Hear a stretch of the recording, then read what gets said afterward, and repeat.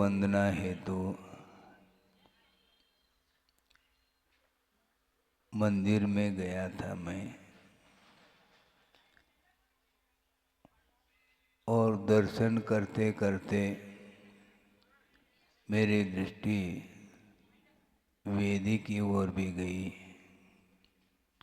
और जिस वेदी पे चित्र है किसका, एक घाट पर शेर और गाय दोनों पानी पी रहे हैं।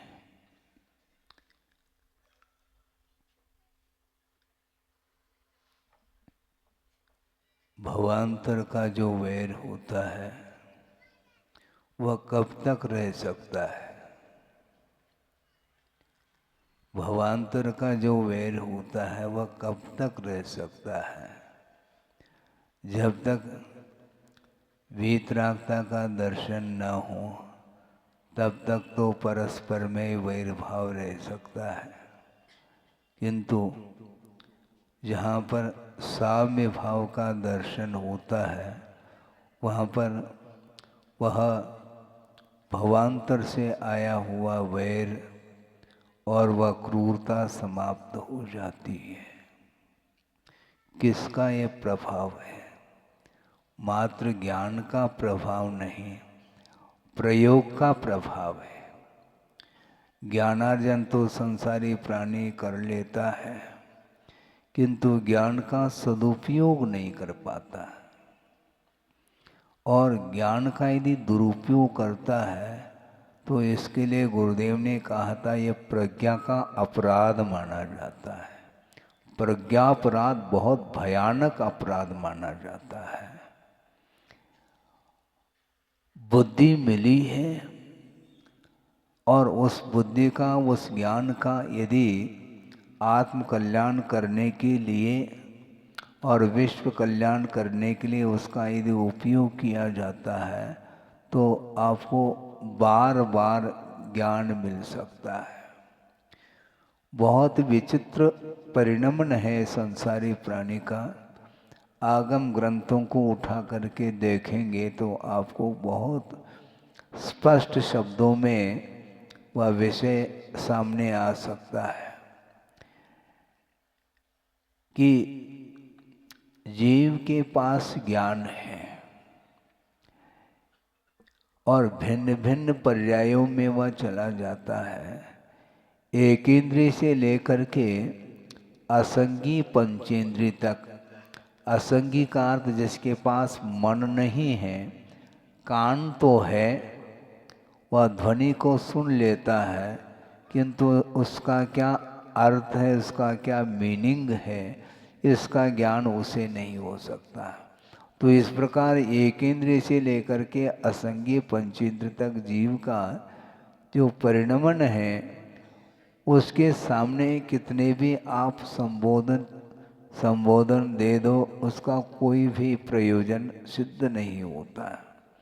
और एक संगी पंचेंद्रिय वह माना जाता है जिसके पास हिताहित का ज्ञान बोध प्राप्त हो सकता है, होता है। इसके बाद भी वह संगी पंचेंद्रिय जीव जब ज्ञान का दुरुपयोग करता है तो उसको विचार विमर्श करने के लिए मन नहीं मिलेगा। सोचो, विचार करो। एक सैद्धांतिक प्रसंग आपके सामने रख रहा हूँ। जो स्वाध्याय करते हैं उनके लिए तो वो बात समझ में आ सकती है। एक संगी है जीव और वह ऐसा कुछ पापमय परिणाम उसने कर लिया, वह असंगी पर्याय को प्राप्त हो गया। और वह असंगी पर्याय को प्राप्त करके पुनः यदि संगी बनना चाहें तो वह अंतर्मूर्त के पश्चात पुनः वह संगीपने को प्राप्त कर सकता है, किंतु मैक्सिमम काल तक कब तक वह असंगी से असंगी पर्याय को ही प्राप्त करता चला जाएगा, इसका वर्णन आया है। असंख्यात पुद्गल परावर्तन काल तक वह असंगी पर्याय को ही प्राप्त करेगा। उसको बुद्धि नहीं मिलेगी, मन नहीं मिलेगा, क्योंकि मन का दुरुपयोग का यह परिणाम है। इसी को बोलते हैं प्रज्ञा अपराध। भयंकर रूप है। पुण्य के उदय में सामग्री मिलती है, किंतु उसका वो मूल्य नहीं आंक पाता, इसलिए वह विषयों में उसका उपयोग कर लेता है। दुरुपयोग इसी को बोलते हैं। तो उसका संसार में पतन ही पतन है। और साम्य भाव का दर्शन जब कर लेता है तो बुद्धि ठिकाने पर आती है। वह भव भवांतर से आया हुआ जो वैर है, जो क्रूर वृत्ति है, वह सब एक साथ शांत हो जाती है। समोषण में एक कोठी पशुओं के लिए भी है, और एक स्थान पर वह नेवला भी है, सर्प भी है, बिल्ली भी है, और सब है वहाँ पर। गाय भी है और शेर भी है, सब एक स्थान पर बैठे हैं। पशु और पक्षी, गाय को अब भीति नहीं होती, क्योंकि प्रभु विराजमान है। और प्रभु के चरणों में डर किस बात को लेकर के होगा? नहीं होता। ये अभयदान इसी को बोलते हैं। हाँ, दानांतराय का कर्म का अत्यंत क्षय हो जाता है, तो अनंत दान देने की क्षमता उनके अंदर आती है। इसको बोलते हैं अभय दान। जैसे आप लोग भजन में बोलते हैं ना, मैं हूं ना, इसका अर्थ क्या है? वो मैं हूं ना का अर्थ इतना ही पर्याप्त है। वह डिप्रेशन में यदि आया है मान लो, तो वह पुनः डिप्रेशन समाप्त हो सकता है। आहार दान अलग है, औषध दान अलग है, और ये अभयदान अलग है। वस्तुतः मैं इसलिए कहना चाहता हूँ, जो छोटे छोटे बच्चे हैं जिन्हें आप स्कूल भेज देते हैं, किंतु यदि परीक्षा में अंक कम आ जाता है तो वो डिप्रेशन में आता है। डिप्रेशन में क्यों आता है? क्या पता, हम माता पिता डांटेंगे क्या, इसके कारण वह डरता है। उसको अभयदान देना चाहिए, कायदे से देखा जाए। क्षोभ्रम किसी का तीव्र रहता है, किसी का मंद रहता है। हर व्यक्ति अकलंक नहीं हो सकता, ये ध्यान रखो। अकलंक स्वामी को एक ही बार में सब याद हो जाता था। इसी को क्षिप्र ज्ञान बोलते हैं। कि किसी को क्षिप्र ज्ञान नहीं, एक बार, दो बार, चार बार, 10 बार समझाने के उपरांत भी मान लो वह बात समझ में नहीं आती है, कोई बाधा नहीं, बार बार प्रयत्न करते रहिए। निरंतर पुरुषार्थ करने से कालांतर में वह जो विषय है वह हासिल हो जाता है। इसलिए आहार दान तो सब लोग देते हैं, अभय दान भी देने का पुरुषार्थ करो आप। और अभय दान के प्रसंग में आचार्य समंतभद्र स्वामी ने स्पष्ट किया है, उसको पढ़िए थोड़ा बहुत है। क्या आया उसमें? शेर और शूकर का उदाहरण उन्होंने दिया है।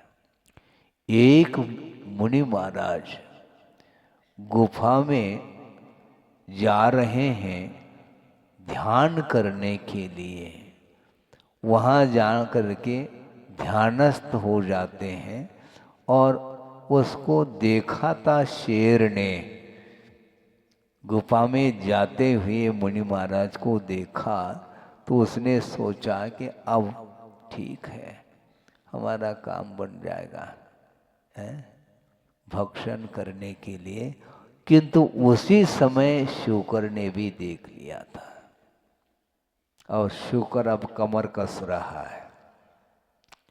वो छलांग मार करके उससे भी पहले आकर के गुफा के द्वार पर बैठ गया, गेट के पर। और वह कह रहा है किसके लिए? शेर के लिए, नो परमिशन, नो एंट्री, भीतर तुम प्रवेश नहीं कर पाओगे। जब तक मैं जीवित हूं तब तक तुम संभव ही नहीं तुम भीतर प्रवेश कर सको। अब सोचो, दोनों में संघर्ष हो रहा है और शेर भक्षण करने के लिए बार बार प्रयास कर रहा है और शुकर जो है उसको रोक रहा है।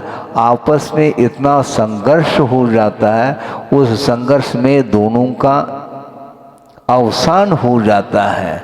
सोचो, शेर अधोगति का पात्र बन रहा है और शुकर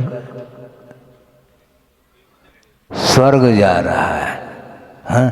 दोनों में तो संघर्ष हो गया और संघर्ष के साथ उस युद्ध में वो दोनों मरण को प्राप्त हुए। संभव है आप कह सकते हैं महाराज दोनों संक्लेश के साथ मरण को प्राप्त हुए हैं, इसलिए दोनों का पतन होना चाहिए। नहीं, ये संघर्ष के पीछे उद्देश्य क्या है? शेर का और शुकर का जो उद्देश्य है वो जमीन आसमान को लेकर के अंतर देखने को मिल रहा है। कहने के लिए तो आपको ये दिख रहा है कि दोनों संक्लेश के साथ ये संघर्ष कर रहे हैं, दोनों का पतन होना चाहिए। नहीं, किंतु शुकर के मन में ये भाव है मेरे प्राण चले जाएं, ये तो अनंत बार मरण और जन्म हो रहा है, इससे हमें प्रयोजन नहीं, प्राण मिल जाएंगे, हमें इससे क्या लेना देना। किंतु मुनि महाराज की रक्षा का भाव, इसको बोलते हैं अभय दान। है कोई व्यक्ति, बहुत कठिन है ये, कठिन तो पेपर है लेकिन उसमें उत्तीर्ण हो। और सोचो, पशु होकर के उत्तीर्ण हो रहा है, उसको भय नहीं मृत्यु से। मृत्यु से जिसको भय नहीं है उसको न व्याघ्र से भय है, न अजगर से भय है, न और किसी से भय है। वो सीधा युद्ध में प्रवेश कर सकता है। काय का भय? जिसको मृत्यु से भय है वो हमेशा बचने का प्रयास करता है। किंतु शुकर सोचता है कि नहीं, एक मुनि महाराज के ऊपर उपसर्ग होने को है, इसलिए मैं जब तक जीवित रहूंगा तब तक उनके ऊपर उपसर्ग आने नहीं दूंगा, और दोनों का अंत हो जाता है। इतनी सी कहानी है। विस्तार पढ़ना चाहो तो आप पढ़ लीजिए कि वस्तुतः पशु पर्याय में भी कितने धर्म के प्रति, अहिंसा के प्रति जो निष्ठा है, अद्भुत है वह निष्ठा। किसने उसको उपदेश दिया था? माइक लगा करके है? यहाँ पर कहना पड़ रहा है समय पर आने का कष्ट करे। अच्छा, आपको आने में भी कष्ट हो रहा है, क्यों? मनोरंजन कर रहा हूँ, अन्यथा न ले। होता ऐसा है, कुछ लोग बिल्कुल लास्ट में आ जाते हैं और जिनवानी हुई नहीं और प्रवचन समाप्त हुआ और उठ जाते हैं। सोचो, निष्ठा कैसी होती होगी पशु पर्याय में। ये शूकर का उदाहरण भी मिलता है, मेंढक का भी उदाहरण मिलता है, चांडाल का भी उदाहरण मिलता है। ये सब क्या है? ये इसको आप पढ़ने का प्रयास करिए। आप मानव हैं और मानव की खोपड़ी और पशु की खोपड़ी में कितना अंतर देखने को मिल रहा है। इस मनुष्य पर्याय से जब मुक्ति मिल सकती है तो इस पर्याय का सदुपयोग करिए। और आप कर रहे हैं। मुझे ज़्यादा समय नहीं हुआ, 5-6 दिन ही हुए हैं। प्रतिदिन मैं देख रहा हूँ आपके धर्म के प्रति और जिनालय के प्रति जो निष्ठा है वह बिल्कुल उमड़ करके बाहर आ रही है। हाँ, बहुत ये कम अवसर ऐसा देखने को मिलता है। स्वयं पुरुषार्थ के माध्यम से वित्त का अर्जन करता है, किंतु चाहे तो वह अपने विषयों में उसका व्यय कर सकता है, किंतु मोह जिसका ढीला पड़ गया तो वो सोचता है कि और कमा लेंगे, लेकिन इसको तो बिल्कुल सेपरेट रखेंगे जिनालय के लिए। छोटे छोटे बच्चे भी हमने देखा है कि खूब प्रयास करके पैसा एकत्रित करते हैं, गुल्लक में डालते हैं और फिर बाद में जा कर के वह जिनालय में उसको समर्पित करते हैं। इसको बोलते हैं संस्कार। बच्चों के ऊपर संस्कार आते हैं और संस्कार देने वाले के ऊपर संस्कार होंगे तभी तो आ रहे हैं। बहुत कठिन होता है। पशु पर्याय में भी जन्मजात वैर होते हुए भी प्रभु का दर्शन करते ही समोसन में वह भवांतर का वैर और वह क्रूरता सब समाप्त हो जाती है। आपस में आप संघर्ष करते हो, संघर्ष यदि मान लो उससे बचना है तो संघर्ष करने के अपेक्षा प्रभु के चरणों में पहुंच जाओ तो अपने आप ही संघर्ष दूर होता है। हाँ, क्या ये वैर क्या वस्तु है? लेकिन ये बात समझ में नहीं आती ना। जब क्षायिक सम्यक दृष्टि चक्रवर्ती को बात समझ में नहीं आई है, 3 युद्धों में तो वो हार गया, इसके बाद भी उसको बुद्धि ठिकाने पर नहीं आ रही है।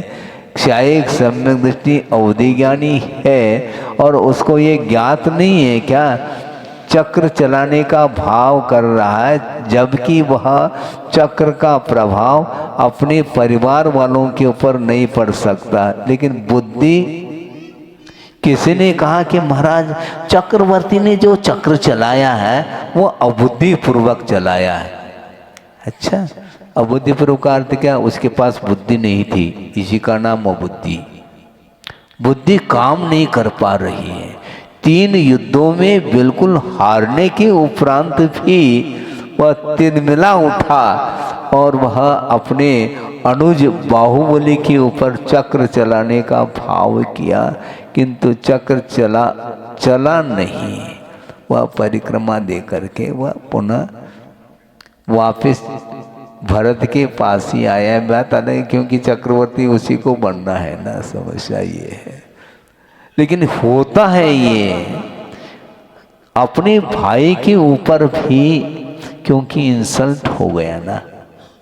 3 युद्धों में हार गया, दृष्टि युद्ध उसमें भी, और मल युद्ध और जल युद्ध, इन तीनों में हार गया। मल युद्ध में तो बाहुबली ने आसमान दिखाया चक्रवर्ती को, वह नीचे छोड़ देता तो क्या हो जाता, लेकिन नहीं छोड़ा उन्होंने कि ठीक है हार तो होगी। जो अनीति का सहारा लेता है तो उसको हार ही जाता है। इसके उपरांत भी बाहुबली ने सोचा ये हार जीत तो अनंत काल से हम करते आ रहे हैं परस्पर में। वस्तुतः यदि युद्ध करना है तो कर्मों से युद्ध करना है, और वह निकल पड़े। दीक्षित हो गए। और वृषभनाथ भगवान के निर्वाण के पहले ही वो मुक्त हो गए। कौन? अनुजय, बाहुबली। सोचो, विचार करो, ऐसा होता है। इसलिए ये समूह शरण में कैसा वातावरण होता होगा, बिल्कुल अपलक देख रहे हैं प्रभु को। उनको देखने के उपरांत अन्यत्र अब देखने का भाव नहीं होता। ये भक्तांबर पढ़िए आप।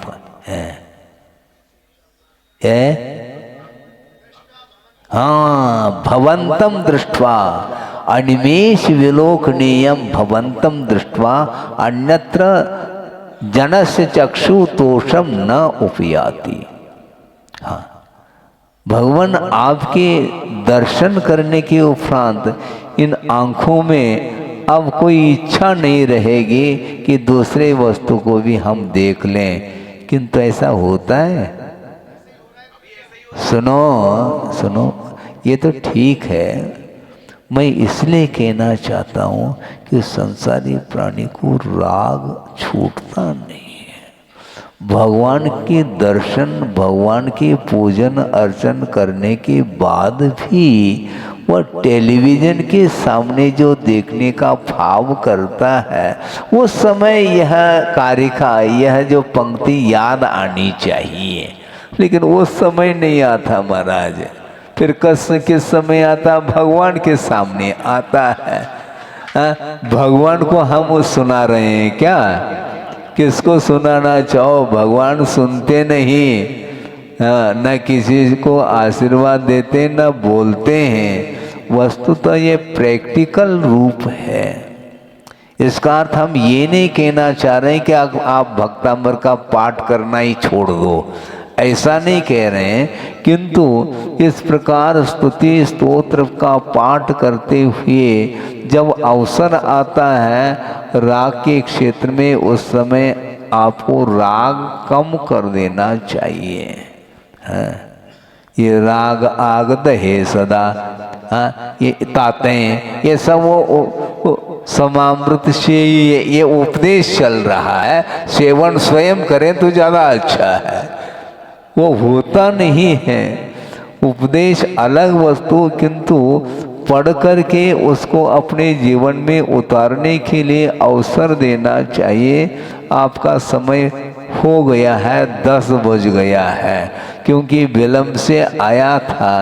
कभी भी स्टार्ट करो, बंद करने का समय तो निश्चित है। इसमें क्या दिक्कत है? और देखेंगे, क्योंकि एक एक दो दो दृष्टांत दे दिए ना आपके सामने। शुकर का भी दृष्टांत दे दिया अभय दान के प्रसंग में, चक्रवर्ती का भी दृष्टांत सुन रहे हैं। और क्या सुनना चाहो? बहुत सुनते सुनते युग निकल गए। अब कुछ करना है, करने का अवसर है, आप कर रहे हैं, हमें प्रसन्नता है। सीधी सीधी बात है। दुकान अच्छी चल रही है हमारी मतलब गुरुदेव की, क्योंकि उन्हीं के संगस्थ हूँ मैं। क्या उन्होंने विश्व को दिया है? अद्भुत दिया उन्होंने। अकेले एकाकी होकर के निकल गए, आगे पीछे कोई भी नहीं थे उनके साथ, और अकेले निकल गए, कड़ गए